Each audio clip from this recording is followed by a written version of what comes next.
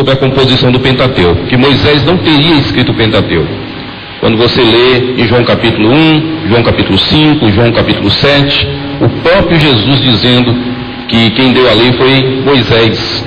Então, é muito difícil uma pessoa genuinamente cristã que defende a palavra de Jesus e acredita que Jesus era, por exemplo, divino, porque se Jesus não sabia nem quem escreveu o Pentateuco, fica difícil acreditar que ele sabia pelo menos como chegar ao caminho de salvação. Porque eu acredito que a autoria do Pentateuco é uma coisa relativamente mais simples do que do que demonstrar-se como Salvador do mundo. Então, eu tenho uns sérios problemas com esse tipo de teologia, porque o que dirige, o que orienta a teologia liberal é exatamente outras filosofias que surgiram, né, a partir do século XVI, XVII, XVIII, filosofias seculares que, primeiro, não viam os milagres como algo possível. Então, se a Bíblia é um livro de milagres, os milagres não são possíveis, né, como os deístas defendiam de forma tão ardorosa nos Estados Unidos do século XIX, principalmente, fica muito difícil você acreditar num Deus que não realiza milagres. Eles queriam unir o Deus, não descrer em Deus, porém, repensar e reavaliar a forma desse Deus trabalhar. E como os milagres não podem ser comprovados pela ciência, né? Porque se milagre acontece todo dia, não é milagre, é um evento natural. Porque milagre não acontece toda hora com o mesmo indivíduo, todo momento, no mesmo momento. Por quê? Porque o milagre é uma mudança de um ciclo natural, ou pelo menos uma quebra daquilo. Não estou dizendo, preste atenção à minha fala, não estou dizendo que milagres não podem ocorrer constantemente. Estou dizendo que se algo é repetido, não é milagre. Eu espero que vocês estejam entendendo a minha fala, tá certo? É um fenômeno natural. Por isso que a ciência não discute, não pode comprovar milagre. A ciência trabalha com aquilo que é medido, com aquilo que é repetido, com aquilo que é observado, com aquilo que se pode analisar em laboratório. Esse é o princípio da ciência. O princípio da ciência não é trabalhar com fé. Então, quando a ciência tenta entrar na fé, dá alguns problemas.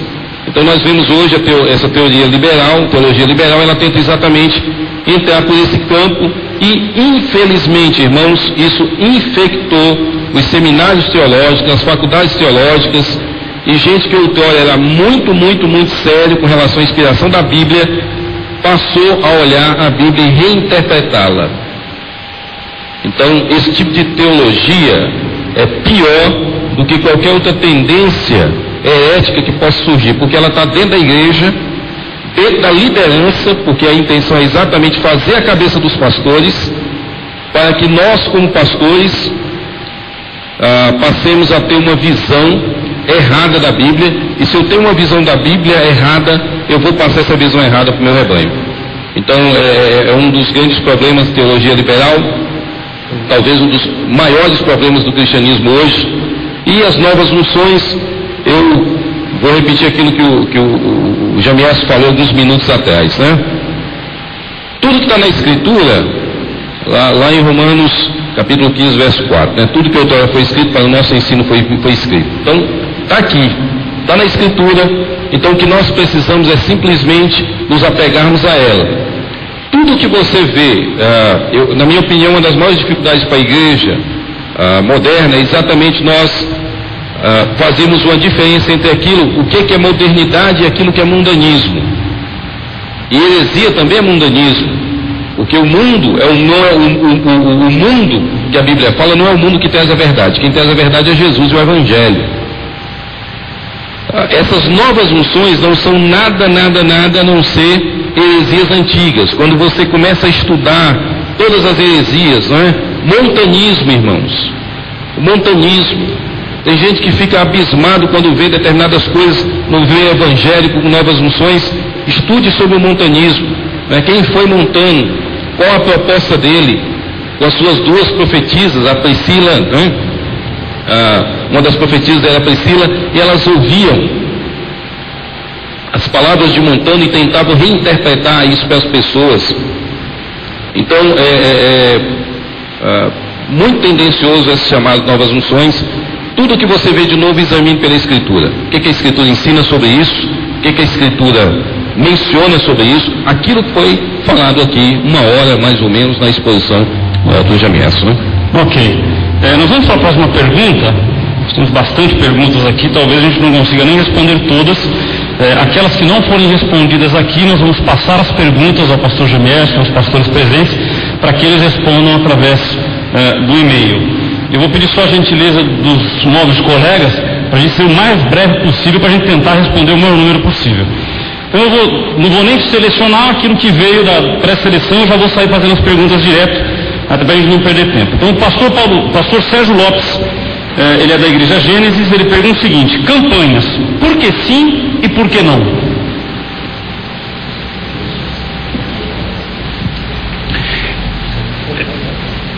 Amados, a campanha ela pode ser excelente. Eu acho que a maior vantagem numa campanha, não sou contra especificamente campanhas, porque elas podem focar um assunto que de fato seja uma demanda da igreja. Então, uma campanha, por exemplo, para quem está com problema no casamento. Poxa vida, quem não tem problema na área conjugal ou dentro de um grupo de pessoas, quantas famílias ali não podem estar lidando com isso? Então, durante aquele período, esse tema vai ser focado, vai ser explorado as escrituras, o que diz sobre isso, é dado uma consultoria específica para cada irmão, para cada questão que for levantada. Então, nesse sentido, campanhas são muito boas, eu sou a favor, que surja uma campanha para uma boa teologia também, Hoje vai ser uma campanha de doutrina de Deus. Então nós vamos falar durante aqui 14 segundas-feiras só sobre a divindade de Jesus. Seria ótimo também. Então, não é a campanha em si que é um problema, é a teologia, o que está por trás dela. Gosto da frase do Paulo Romero: o problema de acreditar num Jesus errado é embarcar numa salvação errada e desembarcar num céu errado. Então você inventa um negócio, você leva o pessoal naquele barulho, naquele emocionalismo, e está levando o camarada para a perdição eterna, desviando o camarada da verdade. Então, faça campanhas, mas que sejam campanhas de Deus mesmo, bíblicas. Passe pelo solo, a escritura vai ser só a Bíblia, é só Jesus, é só a fé, é só a graça, é para a glória de Deus.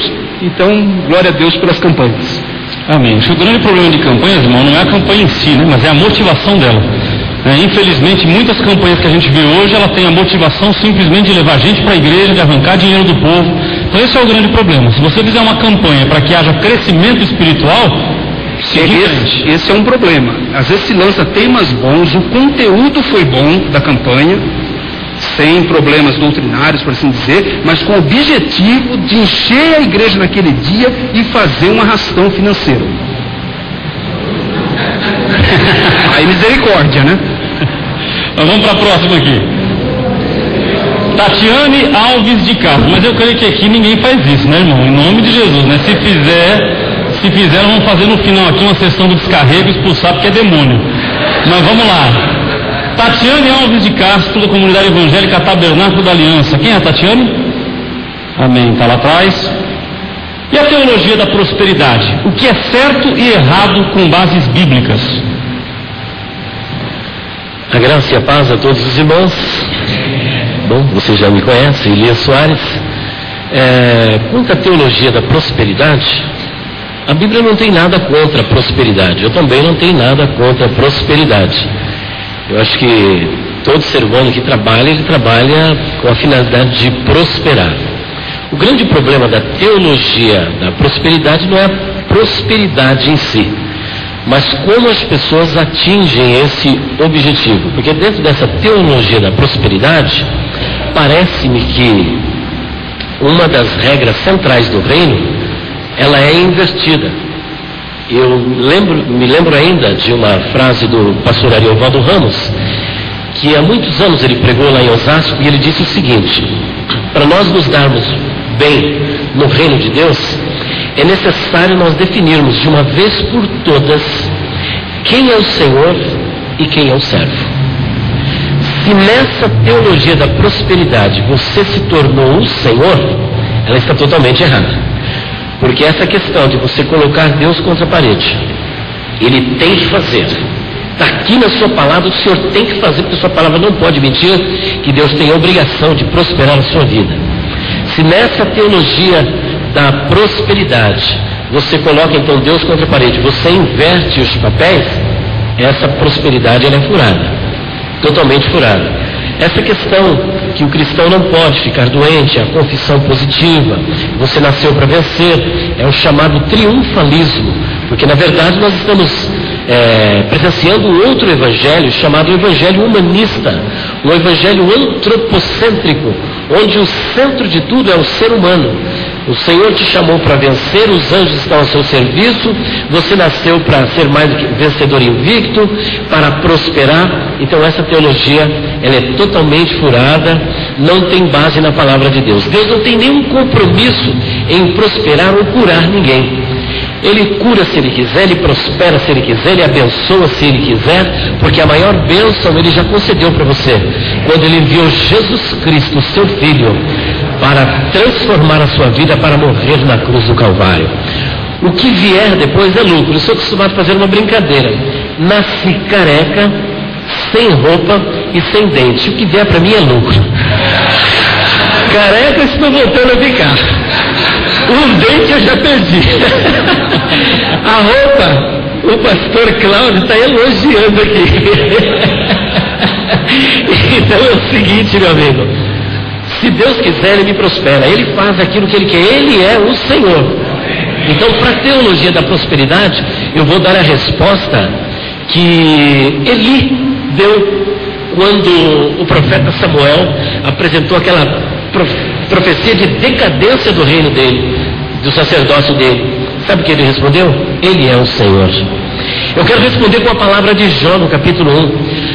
Porque nu eu vim do ventre da minha mãe, e nu para lá eu tornarei. Deus me deu e Deus tirou. Bendito é o nome do Senhor. Amém. Eu quero responder ainda com a palavra de Paulo. Porque nada trouxemos para este mundo, e certo é que nada levaremos dele. Tendo com que comer, beber e nos vestir, estejamos contentes, porque os que querem ficar ricos acabam caindo em tentação, em laço, em muitas concupiscências nocivas que submergem os homens à ruína e à destruição.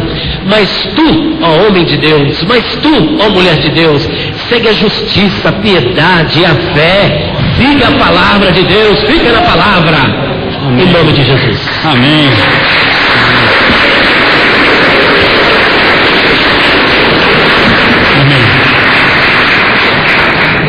Bom, pastor Elias, ouvindo sua frase agora, como que é? Nasci careca, sem dente e sem roupa. O que vier é lucro. Uma vez eu vi um pastor falando isso para uma roda, a hora que ele falou, nasci careca, sem dente e sem roupa. Ele falou, é corintiano. O cara já emendou, é corintiano, é uma desgraça, né? Mas vamos lá. Pergunta aqui do Bispo Antônio de Oliveira, meu eterno presidente, né? Ele pergunta o seguinte: considerando que a nossa doutrina, a letra dele é meio hebraico, viu? Então depois o senhor me ajuda a traduzir aí, mas vamos lá. Considerando que nossa doutrina baseia-se essencialmente na cruz de Cristo, para frente, como é que muitas igrejas insistem em revelar e praticar doutrinas do Velho Testamento? Por favor, comentar. É o caso de Paulo aos Gálatas, que Paulo fez um trabalho extraordinário de pregação do Evangelho pela fé, sem negar as verdades do Antigo Testamento, mas ressaltando o cumprimento da lei em Cristo, e a partir de agora estamos sobre a égide dessa nova era, desse novo tempo, que é a era da igreja, o tempo da graça. E Paulo e esses judaizantes na igreja de Gálatas, eles fizeram exatamente isso. Olha, tudo isso que Paulo está ensinando, esse texto que vocês leram de Gálatas 1:6, Paulo, assim, admirado pelo recuo que os crentes estavam fazendo, era por isso. Vocês podem crer, como Paulo está falando, Jesus é de fato o Filho de Deus, o Salvador do mundo, mas é bom que vocês deem esmola, porque se vocês não derem esmola, então sua fé não tem sentido nenhum. Vocês precisam guardar o sábado. E estou aqui com, talvez, me permita, Paulo, o maior especialista no tema, especialista pelo fato de ter estudado, se esmerado, ninguém nasce sabendo. Paulo Sérgio, ele de fato tem um conhecimento profundo sobre o tema adventismo, que é uma seita que está aí às nossas portas, confundindo os crentes, tirando os irmãos da fé, em Cristo apenas, e passando para eles um segundo fundamento, que é o sábado. Me permite, até eu falei para o pastor Cláudio, que eles podiam fazer um merchan aqui dos livros deles, O Elias tem um livro na área de dúvidas bíblicas, perguntas difíceis de responder, depois peço que você fale, Elias. O pastor Paulo Sérgio, aqui com o livro Os Mitos do Adventismo, 7 mitos do Adventismo, uma seita, irmão. Não tem outra conversa, é seita mesmo. Negou a cristologia bíblica dos apóstolos, é seita. E Paulo lidou com isso com os crentes de Gálatas. Então, infelizmente, hoje nós lidamos com a mesma coisa. Olha, irmão, está tudo certo, mas você precisa fazer campanha. Você precisa dar os 7 passos da vitória para você tomar posse de tal coisa. Em Cristo nós já somos herdeiros de todas as riquezas de Deus. Nenhuma condenação há para os que estão em Cristo Jesus. Eu sou de uma geração que aprendeu a Bíblia, que não precisa ficar fazendo nada para destronar potestade, principado tal, e tem que dar o nome, senão o bicho não sai. Olha, irmão, demônio é demônio. Não tem nome, não tem território. A obra dele é matar, roubar e destruir. E Jesus veio para dar vida e vida em abundância. Então, se expulsa em nome de Jesus, acabou. Amém. Então, esses preceitos humanos que vêm sendo colocados desde o tempo dos apóstolos, não é nenhuma novidade hoje, Que Deus nos guarde desses obreiros fraudulentos. É assim que Paulo chama esse tipo de gente. Amém. Isso que é universal também é seita, né? Seita cheque, seita cartão, seita tudo. Seita tudo.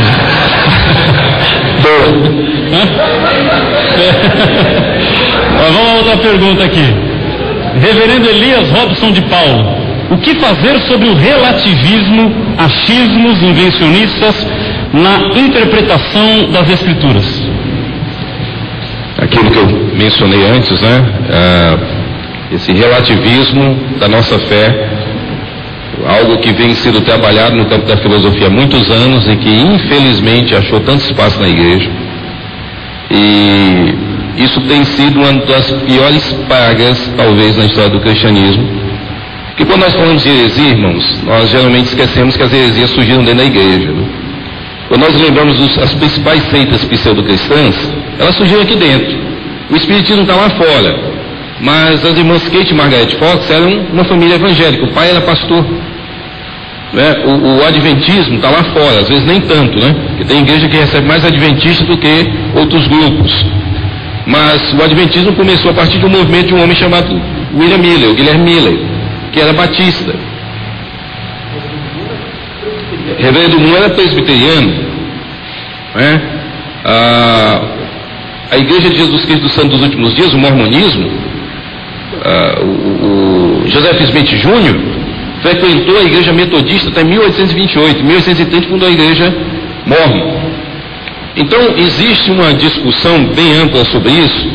Por quê? Por que essas seitas surgiram no século XIX, praticamente todas no mesmo território, numa mesma região dos Estados Unidos, uma região de muita evolução tecnológica? Existe uma pesquisa séria sobre isso. Existe uma pesquisa, um livro de um sociólogo, o livro The Burned of the Street, o Fogo no Distrito, onde ele discute sobre isso. Todos os movimentos heréticos surgiram nos Estados Unidos, naquela região de 1800 até 1850. Então, isso não foi aleatório, isso não ocorreu por acaso. Existe uma tentativa, de relativizar a Escritura e a fé. Quando eu começo a relativizar a fé, quando eu começo a não acreditar mais que a fé é aquilo que a Bíblia define como sendo o que é, meu irmão, você vai começar a criar um monte de interpretações das mais absurdas para tentar resolver questões que são resolvidas pela fé nas Escrituras. Então, essa relativização de tudo é um dos maiores problemas, o achismo, não é? E o achismo surge da onde? Da ignorância. Nós temos que aprender, amados, temos que nos contentar em nos calar quando a Bíblia se cala. A gente tem que parar com essa mania que ocorreu do catolicismo, não é, na Idade Média, de tentar explicar tudo pela Bíblia. O catolicismo caiu nessa bobagem. Isso produziu o quê? Descrença com o livro sagrado. Os filósofos depois vieram dizendo: esse livro não serve para nada, porque tudo tenta se explicar através do livro. A Bíblia não foi escrita para provar tudo, nem para explicar tudo, mas para mostrar tudo que é necessário para nós conhecermos a Deus. Amém? Então temos que entender cada coisa no seu devido lugar, para que o nome de Deus não seja blasfemado. E quando nós tentamos encontrar respostas por ignorância, não é? Porque não conhecemos, e aí tentamos achar respostas daquilo que não sabemos, acabamos expondo a Bíblia e a verdade de Deus diante de um mundo que a cada dia critica mais a fé, critica mais a Bíblia e nos critica mais. Então temos que ter muita prudência naquilo que falamos e calar quando a Bíblia cala, e não ser dogmático quando a Bíblia não é. Existem questões bíblicas que existem mais de uma interpretação, 2, 3, 4, e que todas elas são possíveis e nenhuma delas se contradiz com nenhum outro texto. Então são aceitáveis, devem ser toleradas essas interpretações. Não acho que é verdade essa daqui e aí seja dogmático com algo que a Bíblia não é. Bom, deixa eu aproveitar essa mesma pergunta. Tem aqui uma pergunta do Neilton Campos. Com base na teologia relacional, com o tema presente, pode-se dizer que a igreja Bethesda do pastor Ricardo Gondim é hoje considerada uma seita? Posso responder? Todo mundo está calado aqui. Todo mundo está... Vamos lá. Eu tenho um princípio a discutir algumas questões sobre igreja, e que é o seguinte: da mesma forma, irmãos, como você não pode garantir que todas as pessoas da sua igreja vão entrar no céu e vão passar a eternidade com Cristo, não é? Porque ninguém pode garantir que uma vez que eu faça parte de um grupo religioso eu vou ter direito à salvação, não é? No inferno vai estar cheio de assembleanos, batistas, metodistas, presbiterianos, gente que passou a vida toda dentro da igreja e não entendeu quem era Jesus. Tá certo? Então a gente tem que entender, o fato de eles estarem dentro dessa denominação, não faz com que eles estejam firmes na verdade. Eu conheci gente que pertenceu a determinados grupos éticos, e eles chegaram para mim e diziam: olha, a salvação é em Cristo somente, eu não acredito no que ensinam lá, eu não acredito em tal coisa, e colocava algumas doutrinas abaixo. Eu perguntava: o que você está fazendo lá? Ele dizia: eu estou lá porque eu acredito que Deus me salvou lá dentro, e Ele quer que eu abra o olho de alguns antes que o prédio todo pegue fogo. Falei para ele que isso é perigoso, porque ele podia se confundir muitas coisas, mas se ele entendia que era assim, que assim permanecesse. Com o tempo ele saiu. Então eu não sei, pastor, o quanto a igreja toda, porque pouca coisa nós sabemos aqui em São Paulo, irmãos, mas eu sou lá do Ceará, lá da terra do Gondim, e em Fortaleza, só em Fortaleza, mais de 32 igrejas que eram ligadas à igreja daqui se afastaram, romperam totalmente com ela. Por quê? Por causa dessa teologia relacional. Então eu prefiro esperar as cenas dos próximos capítulos para depois tecer um juízo sobre para onde a igreja do pastor Ricardo Gondim está indo. Amém. Sentido, irmãos, Paulo, eu vou pedir para a gente ser bem breve, tá? Falando para Timóteo, carta de Paulo a Timóteo, capítulo 2, Paulo fala de Himeneto e Fileu, de Fileto e Himeneu, e fala que esses desviaram da verdade, mas não só ele, mas perverteram a fé de alguns. Então, o que acontece numa situação como essa, que o líder, quando se desvia da verdade, é inevitável que leve um rebanho com ele, leve um grupo de pessoas à mesma condenação, e Paulo adverte sobre isso daqui. Então, acho que a resposta do pastor Paulo Sérgio, ela é prudente no sentido de separar, joios de trigos, né? E a verdade do erro. Ok. Vamos à próxima pergunta aqui. Essa pergunta eu acho que é fácil e rápida de a gente responder ela. José Melo de Souza. A teologia do casamento homossexual. Esse é um tema que hoje está em voga, né? Um tema muito pesado e é um tema que, embora eu creia que não é tão difícil de responder, ao mesmo tempo é complicado, porque a gente vê um movimento aí praticamente de uma ditadura gay, né? É uma repressão violenta que as igrejas não podem falar mais nada, nós não podemos expressar opinião. E hoje nós estamos numa emissora de uma grande audiência e vai para o ar, estamos tratando do assunto. Eu, particularmente, sou muito franco e aberto, tenho liberdade de tratar frontalmente esse assunto, mas passo aos membros da mesa para comentários sobre o assunto.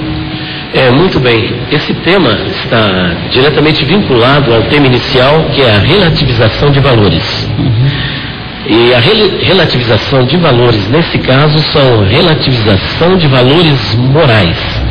Aquilo que outrora a Bíblia e a Igreja sempre bateu e pregou, dizendo que era pecado, hoje em algumas igrejas, diga-se entre aspas, deixou de ser pecado, passou a ser algo normal e natural. Nós acabamos de falar de uma liderança que está comprometida com a teologia relacional, que também é conhecida como teísmo aberto ou teologia do processo, que consiste no quê? Em que Deus tornou-se um parceiro com o homem na construção da história. E, para tanto, ele abriu mão dos seus atributos incomunicáveis. De acordo com essa teologia, Deus não sabe o que vai acontecer amanhã. Deus não é todo-poderoso, porque se ele fosse todo-poderoso, inclusive, esse líder chegou a dizer que ele teria evitado o tsunami. Então eu não posso, como disse C.S. Lewis, acreditar num Deus que não sabe o que eu vou fazer amanhã. Esse Deus, ele abriu mão dos seus atributos. Esse Deus, eu não digo o Deus da Bíblia, o Deus todo-poderoso. E nessa mesma linha, essa liderança foi se distanciando a tal ponto que eu tive o desprazer de comprar a revista Carta Capital de abril de 2011, onde ali o tema, a manchete da revista é a seguinte: Pastor Herege. E ele se autodenominou, eu sou o herege da vez. E eu quero me ater apenas à pergunta que foi feita a ele. E perguntar o seguinte: Pastor Ricardo Gondim, o que é que o senhor acha sobre a união entre pessoas do mesmo sexo? A resposta dele foi essa: eu sou a favor e a igreja tem que entender isso. Essa foi a palavra. Ele acrescentou que a igreja precisa entender que nem toda relação homossexual é promíscua. Não, e olha só, o verbo, o modo do verbo. O modo do verbo está no imperativo. Sou a favor. A igreja, eu sou a favor, a igreja tem que entender isso, e nem toda relação homossexual é promíscua. Essas foram as palavras dele. Portanto, nós temos aí pessoas que outrora fizeram nome na mídia, grandes pregadores e até mesmo pregadoras que hoje estão com uma igreja aí na Avenida São João, igreja para os homossexuais. Há pouco tempo atrás, o professor Luciano Benigno esteve num debate na rádio musical, que era no período da noite, quando ali fazíamos, onde ele debateu, pasmem vocês, com um sujeito que é pastor, teólogo e psicólogo. Durmam com esse barulho.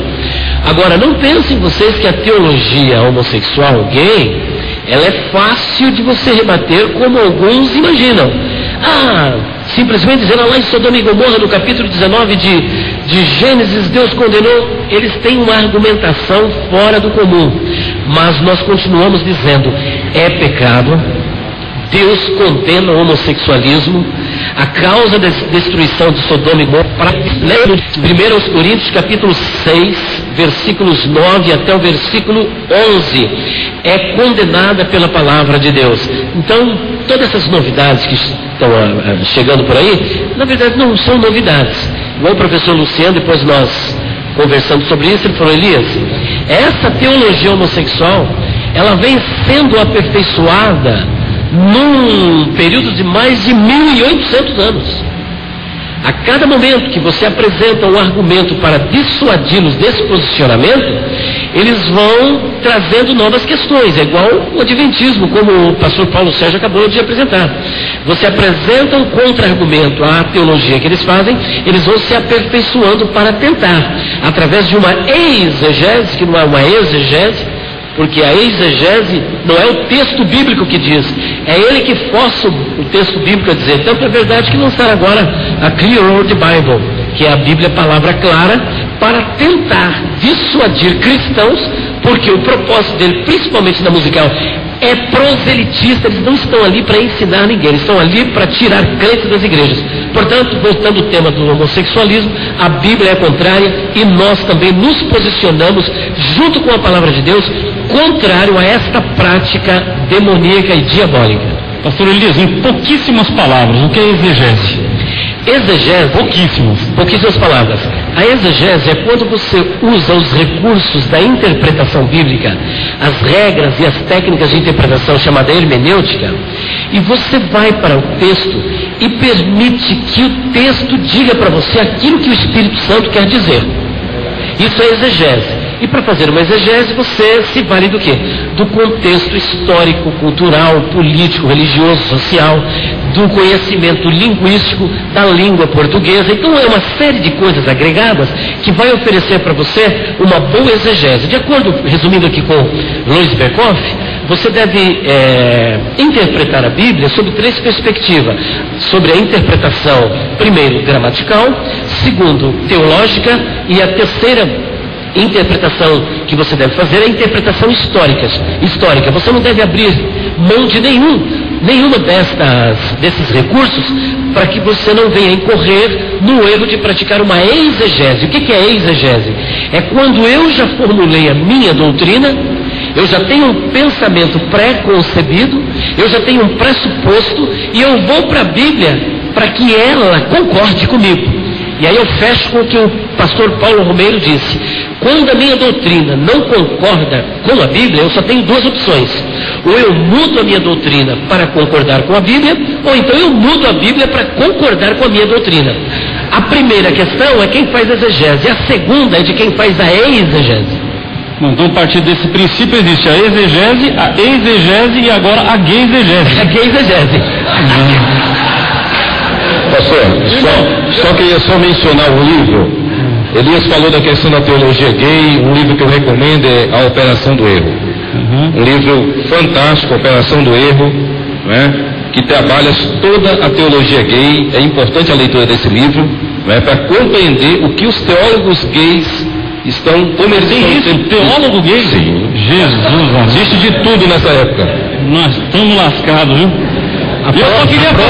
Irmãos, eu só queria fazer esse comentário da gay exegese. Eu falei para ele falar rapidíssimo. Vocês viram o tamanho da resposta, né? Nunca mais eu peço. Na próxima revista apologética sai um artigo polêmico aí, estamos cutucando vespeiro aí sobre filipiança aí, né? Com uma estranha graça aí, né? Uma defesa também da homossexualidade com igrejas inclusivas, infelizmente. Jesus amado. Vamos lá, temos aqui de novo. Quem que é o pastor Sérgio Lopes? Quem que é o pastor Sérgio Lopes? Amém, pastor. Eu já li uma pergunta sua, mas essa aqui é boa, eu vou ler de novo, tá? Vou ler essa outra aqui. Sabão em pó e detergente evangélico ungido.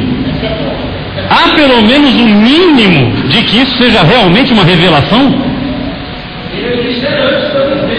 Também? Dolly Gospel. Porque, deixa eu só acrescentar em cima da colocação feita pelo pastor.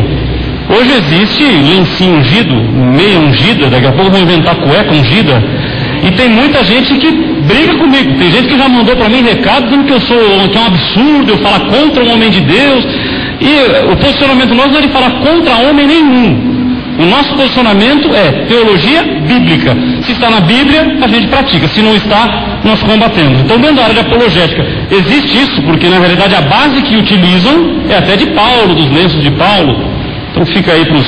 Nessa linha, agora, em 2010, uma igreja, Manaim, alguma coisa assim, ou Maranata, não lembro o nome, não confundir com nenhuma outra que você conheça, tá? É um caso muito específico. O pastor, ele chegou a entender que a urina tinha uma unção reservada na urina. Jesus. E depois de um culto de ceia, foi em 2010, saiu na Gazeta do Paraná, ele saiu com mais 40 irmãos, né, depois de beberem bastante água e urinando em vários pontos da cidade. É verdade. Isso é piada, Jesus. Não, é verdade. Cara, não é possível. Não é possível. Menos as mulheres, os homens só, né? Mas ficaria para os homens, né? Olha, irmãos, não dá nem para refutar, biblicamente falando assim, não, é o que, ainda estou aqui no texto de Paulo a Timóteo, né? Homens amantes de si mesmo, avarentos, presunçosos, soberbos, blasfemos, desobedientes a pais e mães, ingratos, profanos, sem afeto natural, irreconciliáveis, caluniadores, incontinentes, cruéis, sem amor para com o bom, traidor, obstinados, orgulhosos, mais amigos dos eleitos que amigos de Deus, tendo aparência de piedade, negando a eficácia dela. É esse tipo de coisa.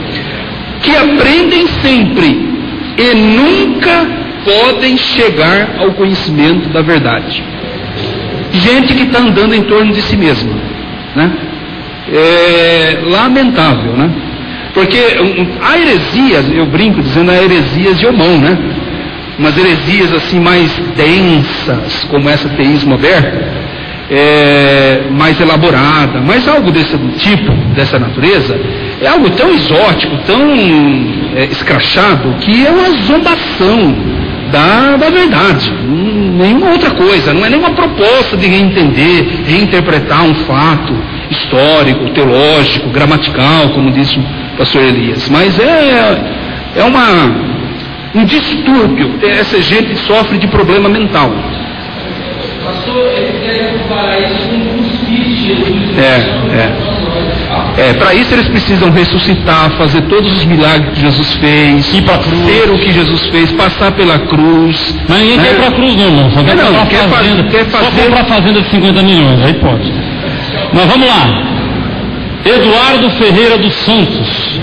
Qual a interpretação de Isaías 8,19 sobre espíritos familiares que dizem acompanharem famílias inteiras para destruí-las? Isaías 8 e o versículo 19. Você que está nos ouvindo pela rádio musical, você pode entrar no Twitter e mandar também a sua pergunta. Conselho da Capital, ou melhor, Conselho Capital, @Conselho Capital, ou a dica da semana, a dica da semana, enquanto nossos colegas aqui de mesa levantam aí o texto. Ok. Essa interpretação de espíritos familiares, né, de Isaías 8,19 que foi mencionado, ela vai seguir a mesma interpretação, deve ser vista lá em Êxodo capítulo 20, quando fala da questão de bênçãos e maldições. Agora, espíritos familiares foi uma tradução, foi uma interpretação que veio a partir da tradução King James Version. Tradução da Bíblia em inglês, 1611, a King James verteu a expressão por espíritos familiares, né? O texto tem outras implicações que não a ideia de espíritos familiares, ou seja, espíritos que acompanham, ou que acompanhariam, né, famílias inteiras, né? Mas a ideia seria uma ideia voltada para espíritos que usam pessoas que trazem adivinhação, prognósticos, mas não espíritos familiares como alguns acreditam e dizem, olha, o texto bíblico diz isso. Então essa expressão apareceu na King James Version, entrou em algumas traduções, né? Nós sabemos que traduções bíblicas, elas muitas vezes fazem uso de uma outra tradução mais antiga para fazer uma análise ou uma avaliação de qual possível palavra seria melhor para que fosse traduzido ali, e eles optaram por isso. Mas esse texto em si não prova nada, e eu digo sempre, tem que se dar uma olhada nesse ensino com relação a toda a Bíblia. Êxodo 20, né, é um texto clássico que trata sobre isso. Né? Maldição são acompanhados por maldições, né, aqueles que persistem em continuar no erro geração após geração. Aqueles que persistem em continuar no erro, e não modificam a sua visão acerca daquilo que Deus tem a falar, né? Nós temos aí no capítulo, deixa-me só ver aqui: não te encurvarás a ela, nem as servirás, porque eu sou o Senhor teu Deus, sou Deus zeloso, que visita a maldade dos pais, dos filhos, até a terceira e quarta geração, daqueles que me aborrecem. As gerações que são acompanhadas sob maldição são dos que aborrecem, e não daqueles que se convertem, aqueles que quebram qualquer tipo de maldição através de Jesus. Jesus veio exatamente para quebrar todo tipo de maldição, irmãos. Então é um perigo alguns crentes acreditarem que depois da conversão, que essa conversão foi insuficiente, e agora eu tenho que confessar algumas áreas que não são minhas, que o meu bisavô, meu tataravô, meu sei lá quem fez, e agora eu continuo debaixo de uma submissão de algo que eu não realizei, de algo que eu não fiz, de algo que eu não tenho culpa. Eu digo sempre que atitudes erradas dos pais, dos avós ou da família vão produzir de forma indireta muitos males para a nossa vida. Você tem um pai que é alcoólatra, um avô que foi alcoólatra, a tendência de que você seja alcoólatra é muito grande. Uma vez que Jesus entra na sua vida, isso tudo é rompido, quebrado. E viver essa teologia é a teologia de que acredita que Jesus ou Deus não perdoa todos os nossos pecados e não os lança na profundeza do mar para nunca mais fazer menção deles.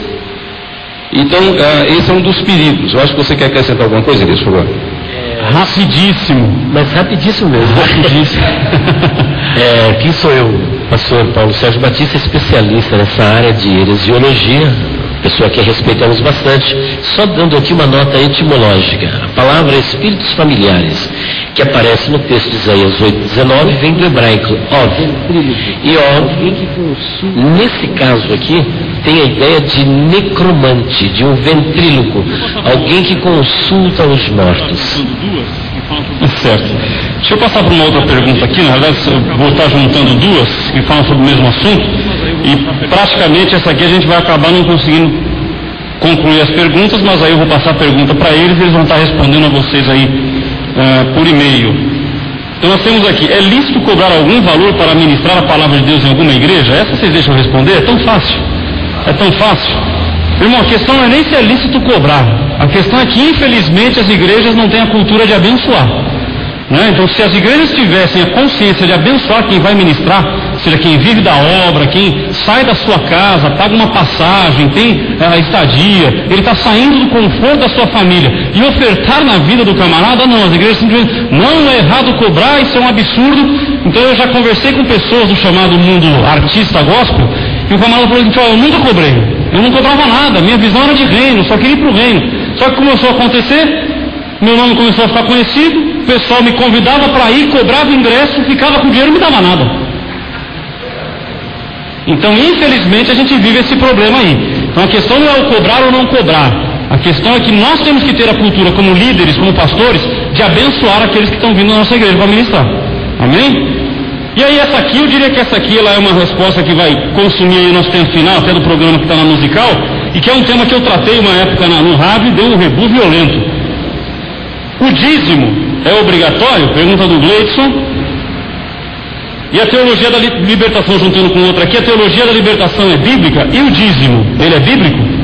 Essa é uma pergunta que ela mexe, né? Essa é boa. Porque eu costumo dizer que o último a se converter é o bolso, né? Um não quer dar dízimo, não quer dar oferta, é uma maravilha, mas a pergunta é: biblicamente, o dízimo é bíblico? Olha, existem pessoas que têm uma leitura diferente da minha. Em primeiro lugar, é bíblico porque está na Bíblia. Talvez a pergunta seria: o dízimo é uma prática para a igreja do Novo Testamento? Talvez seria esse o... Eu posso tentar traduzir? Isso, vamos lá. Eu vou tentar traduzir a pergunta. Não é nem se o dízimo é uma prática para os dias de hoje. É o seguinte: da forma que tem arrecadado o dízimo, é bíblico? Eu acho que a questão maior é essa. Não é nem se o dízimo é bíblico ou não, mas a forma que estão arrecadando, a promessa de bênçãos, a promessa de prosperidade. O camarada pode ter roubado, ele saiu de um banco, roubou 10 mil reais, está fugindo da polícia. Ele vê a porta da igreja aberta, ele entra. Aí chega lá e ele ouve o pastor dizendo: se você der aqui, vai ser 10 vezes mais. Ele falou: peraí, roubei 10, vai virar 100, irmão. Entrei no lugar certo, aqui é a porta da esperança. Ele deu os 10 mil. Exato, melhor que a bolsa de valores. Ele deu os 10 mil lá, ele vai prosperar? A pergunta é porque a impressão que dá, o senhor até comentou sobre o fator de crente não pode ficar doente, a impressão que dá é que crente não morre mais, né? É verdade. O crente não vai morrer. Então a forma que estão arrecadando, essa é bíblica? Bom, fazendo aqui uma síntese, em primeiro lugar, eu creio... Síntese, pastor, vai fazer rapidinho? Rapidinho. Jesus, amém. O dízimo é bíblico porque está na Bíblia. É uma prática para o Novo Testamento. Essa questão de dizer que o dízimo é coisa da lei do Antigo Testamento, isso é balela de quem é mão de vaca.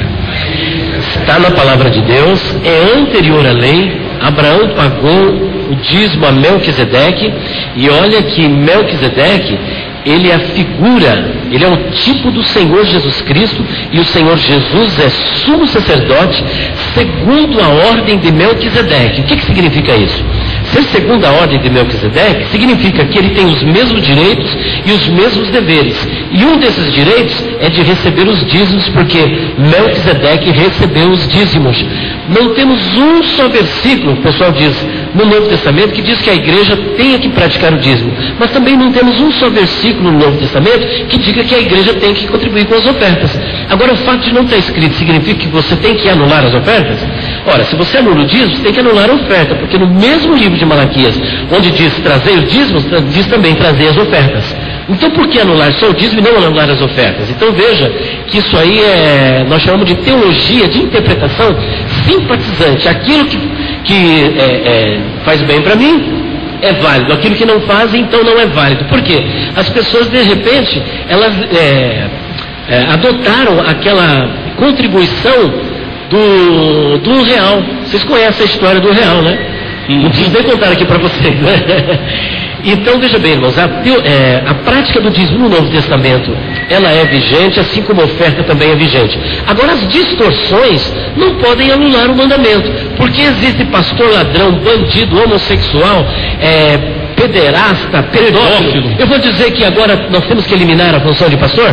Não posso. Se existe alguém que está andando errado, é problema dele, mas a verdade bíblica, ela continua valendo até hoje. Amém. Agora ele foi rapidíssimo. Amém. Nós temos aqui mais algumas respostas, diante de tantas teologias, algumas perguntas, né? Diante de tantas teologias, haveria a necessidade de uma nova reforma? Quem diria, o que diria nos nossos tempos Lutero e Calvino? E aí, eu quero mandar um abraço aqui ao pastor Reinaldo, ele é lá de Bauru. Ele está mandando várias considerações aqui. Uma delas: existe ainda ungir celulares na igreja, nas igrejas neopentecostais que fazem isso? Vamos começar pelas teologias aí. Eu sempre digo o seguinte: a nova reforma.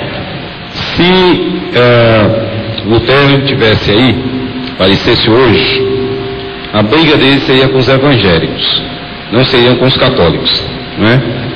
Porque nós aprendemos de forma muito errada e muito promíscua, talvez essa seja a palavra ideal, tudo aquilo que a Igreja Católica fez de ruim na Idade Média, nós potencializamos de forma pior no meio evangélico. É incrível. Indulgência. Quando você lê as 95 teses do Lutero, a maioria delas é contra as indulgências. E quem diz que no meio de igreja evangélica não tem indulgência? Gente comprando um pedacinho do céu, gente acreditando que é dano que se recebe, oração de São Francisco de Assis. Então, eu digo sempre, eu não diria assim uma nova reforma, tá? E eu acho que o cristianismo, ele sempre nesses 2000 anos de história passou por discussões teológicas das mais variadas, né? Porque a religião, ela é dinâmica, a religião não é estática. A gente tem que lembrar isso. O cristianismo se dinamizou nesses 2000 anos, mas eu acredito que um retorno a esse cristianismo bíblico, porque eu particularmente, podem discordar de mim, alguns aqui com certeza vão discordar, mas eu também não acho que a reforma protestante respondeu tudo e resolveu tudo. Eu não acho. Lutero foi antissemita, irmãos.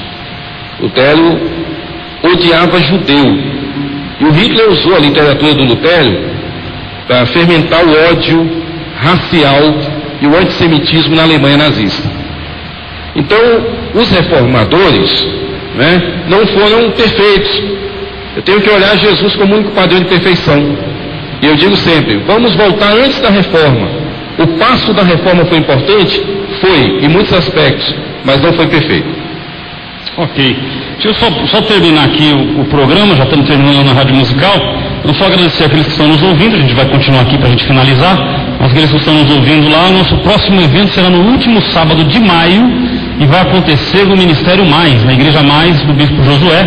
Então a gente vai estar passando as informações. Você que é pastor, que está nos ouvindo, ou você que é membro, está ouvindo o programa de hoje, está entendendo um pouco da visão do Conselho de Pastores da capital, divulgue ao seu pastor, peça que o seu pastor faça contato conosco, que ele se filie ao Conselho, para que nós possamos pregar o verdadeiro Evangelho de Cristo. Eu creio que Deus está levantando uma nova geração. No mês de outubro nós estamos programando uma conferência, serão 2 dias onde nós teremos vários pregadores, preletores, teremos oficinas, e eu tenho certeza que vai ser uma bênção para a vida de todos nós. Então um abraço a todos, o meu agradecimento aqui através da Rádio Musical ao pastor Gemerson, ao pastor Paulo, ao pastor Elias. Nem Salomão em toda a sua glória usou uma camisa como esta. Que Deus o abençoe. Você que está nos ouvindo pela Rádio Musical, até sábado que vem às 11 horas da manhã, nós vamos encerrando a transmissão pela Musical e nós vamos finalizando por aqui, ok? Então eu queria finalizar aqui com uma última, na verdade uma colocação lá na Musical.